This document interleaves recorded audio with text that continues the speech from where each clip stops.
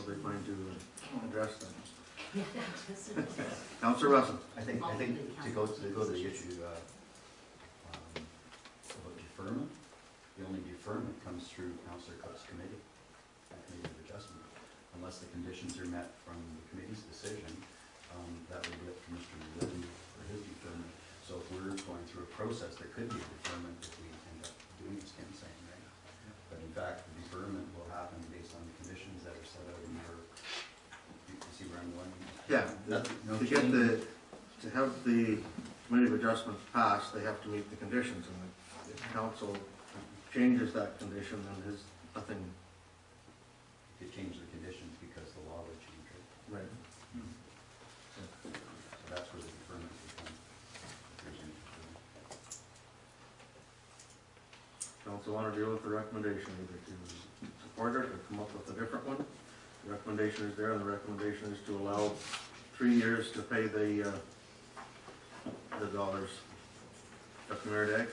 Although it might be an interesting discussion at the Economic Development Committee, I really think that it'll come back to council to make a decision. I really don't think, this is a weighty decision, it's a critical decision, and I think it has to be made around this table as opposed to the Economic Development Committee, so I think that's just the time to let it. Underwood. Yeah, just briefly, I'm getting off. When the Economic Task Force came out with a recommendation for the park, and they were talking more like long-term planning for location and stuff, not policy. Councillor Bonston. Just a quick question, maybe through you to the CAO, Janet may know. If, for example, we support the policy and we provide the 3-year window, if in that 3-year period this business is no longer part of Grand Bend, does Mr. Relu get a prorated refund?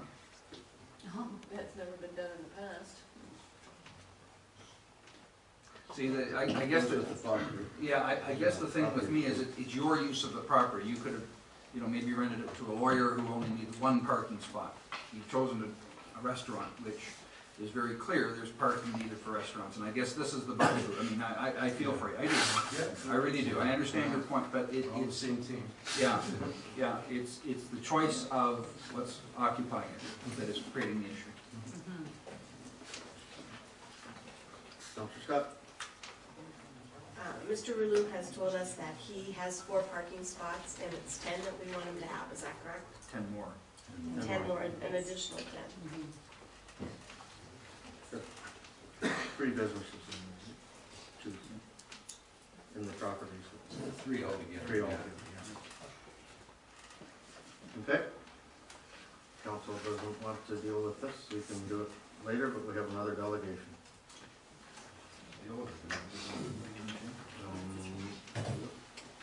Looking for a motion.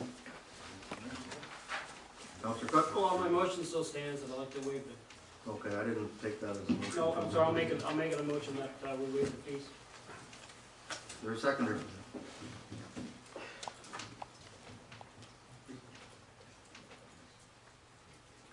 Any seconder? Seeing no seconder, I would ask for another motion. Councillor Underwood. I make a motion that we move the recommendation for the 3-year payment plan, and we retain the policy as is. Okay. Is there a seconder for that? Councillor Russell? Any further discussion on that? All in favor of that? Opposed? Motion's carried. Thank you.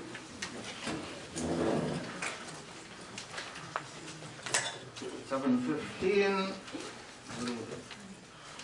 Grace Decker here, Community Center Chippewash Association Memorial Garden. I'd like to carry on with your presentation. The computers will work.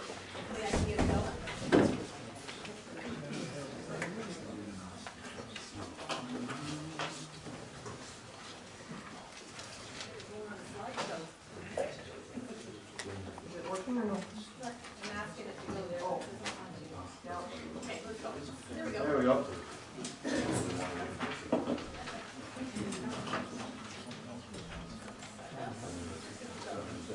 Okay, can you hear me okay?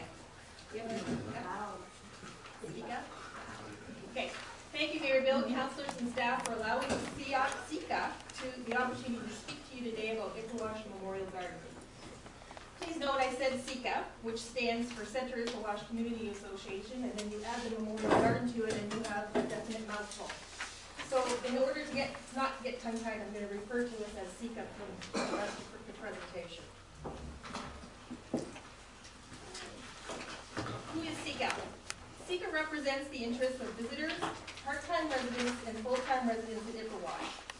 The association is a not-for-profit membership that investigates issues, makes presentations to Land Insurance Council, and works quietly with elected representatives as well as town officials to resolve issues for everyone who enjoys Ipperwash Beach. Sika works with and actively participates in community improvement initiatives. Sika takes advice from the conservation authorities to make Ipperwash more beautiful, and to provide information to residents and visitors so we can protect the beach and the inland areas against invasive plants and waterborne species. Sika follows lake and water use reports and works with other community associations across Ontario to provide guidance to its membership. So why a memorial garden? Ipperwash has no central location for community members to gather. Other than our gateway signs, there's no central location in Ipperwash. The location chosen has been in a state of neglect for a number of years. It's incredibly overgrown and ruined. It's an opportunity for individuals to memorialize generations of loved ones who cherish Ipperwash. It's an opportunity for the community to have an identity and to create community pride and spirit. What were the origins of the garden? There's a saying in Ipperwash that goes like this: once you experience the Ipperwash life, you never leave, or it never leaves you. A lifelong member of the community approached Sika with the idea of memorializing individuals who have made Ipperwash a part of their lives and made large donation to get the ball rolling. How will the project be funded? Seed capital of $12,500 has been donated from the committee, committed community members to start the project. If all the approvals have been made, membership will be approached to make donations and fundraising campaigns will commence. Funds will be raised through the sale of memorials in amounts that will be affordable for all to participate. All aspects of the garden can be memorialized. It can be a tree, a shrub, a bench, or part of the sunrays. We intend to identify all contributions by way of signage to those who are memorialized. A memorial can be for those living or deceased. It can be for a life well lived or a significant milestone that someone wants remembered for all time. We also have an annual hockey tournament fundraiser, which is going on its 3rd year. And also we receive funding from the municipality of Lambton Shores in the form of grant money. Sika has received funds in the past for other projects. Some of the projects that we have completed is the gardens around the gateways at Army Camp, the gardens around the gateway at West Ipperwash Road. We have several large directional signs in the area that all throughout Ipperwash to help people find their way.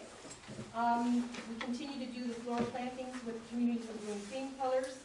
We purchased beach signs, and we've also helped with the beach barricade and purchased posts to keep here. So for the barricades at the beach. The overview of the area. This is the area that we're planning to put the site on, and this is, you'll see the municipal, or the Ministry of Natural Resources parking lot there. It's on the corner of East Parkway and Ipperwash Road. Get a little closer here. It's the corner right there is where our garden is intended to be. I will get to it eventually. Okay, and these are the boundaries that you'll see. So where the yellow line is the road allowances and the road, and then it's the Ministry of Natural Resource property.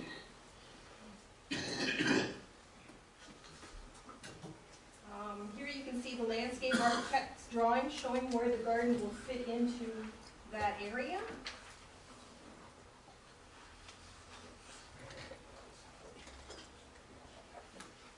Okay.